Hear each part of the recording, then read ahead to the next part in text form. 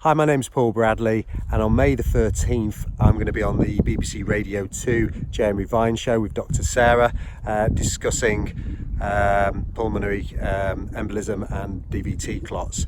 If you want to know more about my story, follow us now.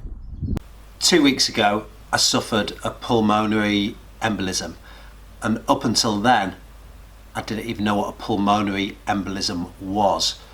So here's a quick video that I've found on YouTube that explains it really well. It's called deep vein thrombosis, or DVT. DVT occurs in over 400,000 Americans a year. Complications occur when a clot breaks off and travels through the circulation system.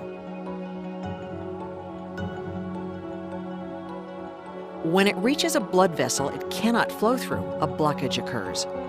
This is called an embolism. 90% of the time, it occurs in the lung. A pulmonary embolism is a life-threatening event. But here's the events that led to the pulmonary embolism. Looking back, it all started with the Dirger night fell run. Down at the registration, everyone's just getting the numbers. 347, my lucky number. Ian, the man from last year. Yeah. You ready for it? Didn't learn his lesson last year, come to do it again. I know. Looking forward to it. How are we going to be at the end of the race? Hopefully should be fine. It looks ideal running conditions, obviously does, much warm. milder than last year, so no cartwheeling off the top on ice.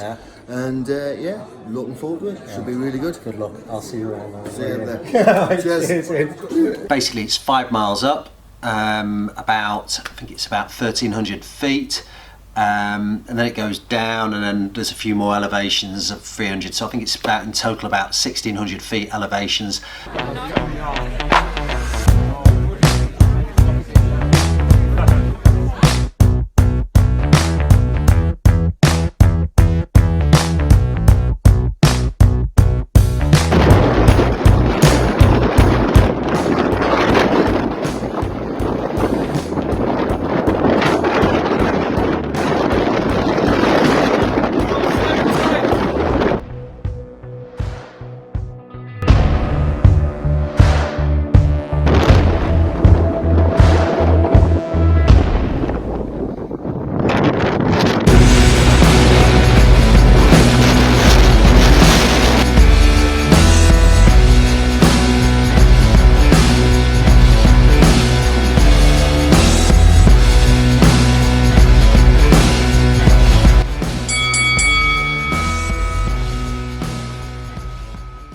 And looking at video footage from the morning before the event, I was actually talking about a little tweak to my calf as well.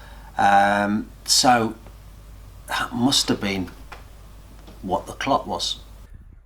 So it's the morning of the Dirger run here at Roughbury in a beautiful little cottage round the back. I'm just out walking the dog. Happens tonight at 6. And a bit of cold still, so I've got I've had Lemsips, fixed vapor rub on, and my calf is a little bit tweaked, but we'll be all right. And that thrombosis, that clot, that blood clot had moved, and maybe that's when I first started with the pulmonary embolism. And I shot some video the next day just talking about the event, and I talk about the first 2 miles and how my chest was tight. Yeah, happy with 14th with cold and tight chest, so I found it really tough after the second mile. I think it was around the second mile, but anyway, did it. It was good, feeling good. And the week before I had like a hoarse voice. I thought it was because I had a cold, the onset of a cold. But when I look back further back a few weeks before as well, my voice was just a bit raspy. And I've read that potentially that a pulmonary embolism, the slow onset of one, can change the voice box. And I'm now thinking that might also have something to do with the onset of of what happened. Beautiful evening. Let's look at that. It's been 14 degrees here. It's been talk of 20 degrees in February. I don't know whereabouts that is though, not in Gloucestershire. I don't know. But it feels like spring. It's good. I've got a bit of a cold, and this weekend I'm doing the Durja 10-mile fell runs. In fact, it still feels raspy now too, so maybe I've got to ask the docs whether that's anything to do with it, and ask the right questions to the consultants, I suppose. Then I drove 6 hours home the day after the event. So that was on the Sunday. The event was on the Saturday night. And then I travelled the next day to the airport, and then I flew to New York.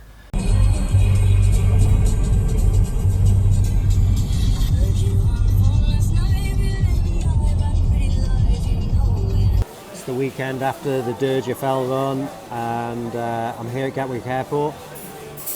Feeling not too bad, a little bit tired, slept like a baby last night, it was awesome, and now on my way to see my younger bro in New York.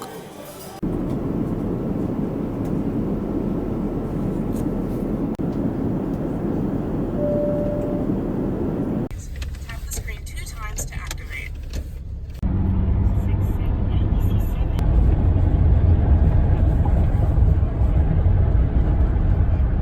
So that didn't help. On top of that, I got up at 5:30 in the morning in New York and went running, early morning, running at dawn around Central Park. I did about 5 miles, and that's when the problems started.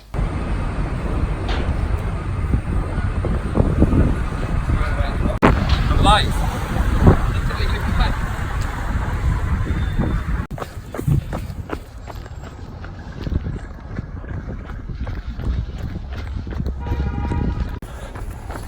Morning from Central Park with my little bro. Morning. It's a tasty cold one, -3.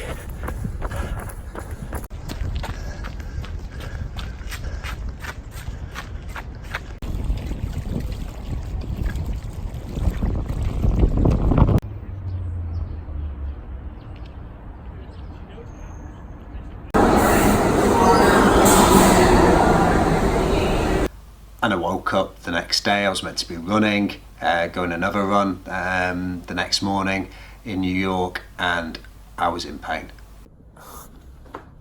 So I'm in New York, and I went a run yesterday around Central Park. I was going to go out running again today, but I've got a real tight chest and pain, like I've cracked my ribs. So I think I've got a chest infection.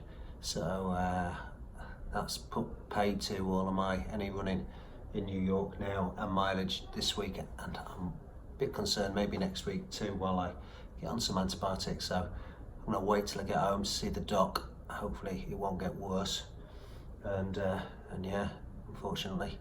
So that was probably post the fell run that I did. I felt a little bit sort of out of breath going up anyway, and the cold hadn't gone to my chest, but it certainly has now anyway. So that's put paid to running in New York. That's 368.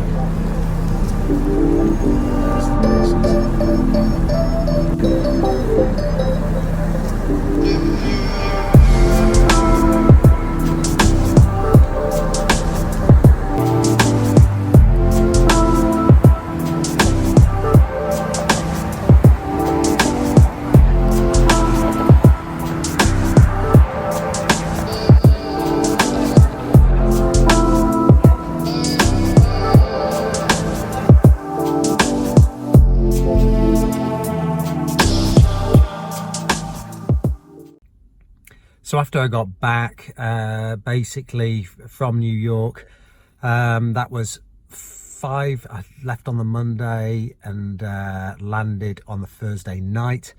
So on Friday morning, the chest pains were really bad now at this point, and my breathing was it was probably at its worst, as in lung capacity wise. So I called the doctor. Unfortunately, there wasn't an emergency appointment with my GP. So then I went in the drop-in at the local health centre, and from there I went to A&E in Cheltenham.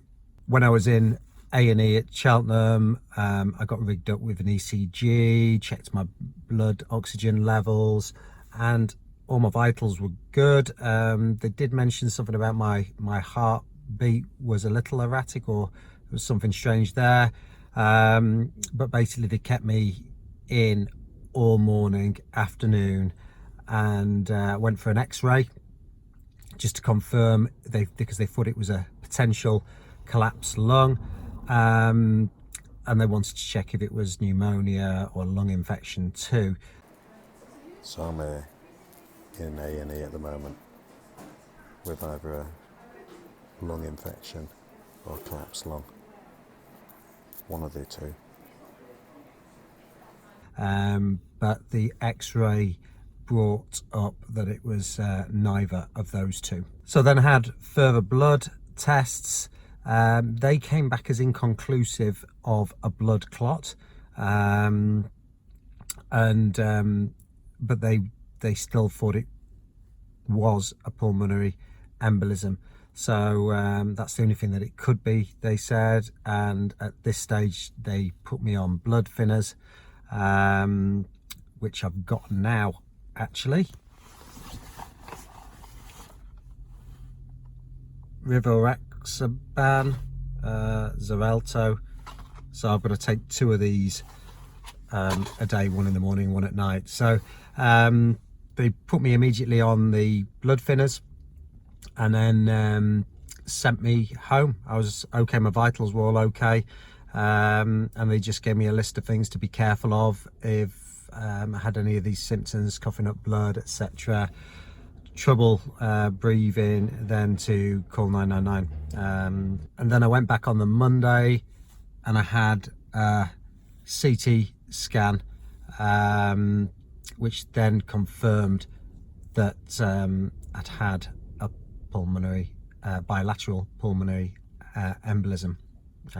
So yeah, so next step is basically I'm going to see my GP. Apparently I'm going to go for a heart scan to make sure there was no damage when the clot passed through the heart. And my breathing, as soon as I started taking over the weekend, actually, after they thought it was, started easing, and now every day my lung capacity is just improving all of the time.